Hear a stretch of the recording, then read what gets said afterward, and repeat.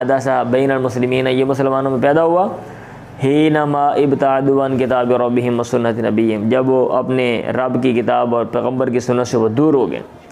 وتعلقوا بالخرافات والاقوال الکاذبہ، اور انہوں نے جھوٹی باتیں، خرافات، دروغ گوئیاں، والاقوال کا جھوٹے اقوال کو انہوں نے پسند کیا، التی لا اصل لہا، جن کی کوئی اصل ہی نہیں ہے۔ ونرى بعضهم يذبحون لغیر اللہ، ہم بعض کو دیکھتے ہیں اللہ کے غیر کے لیے وہ ذبح کرتے ہیں جانور، وہ میرے شرک اکبر، یہ شرک اکبر میں سے ہے۔ لأن ذبح عبادت المالیہ، کیونکہ ذبح کرنا عبادت مالیہ ہے۔ لا یجوز صرفها لغیر اللہ، غیر اللہ کے لیے اس کا صرف کرنا جائز نہیں ہے۔ کما ان الصلاۃ عبادت بدنی، جیسا کہ نماز بدنی عبادت ہے۔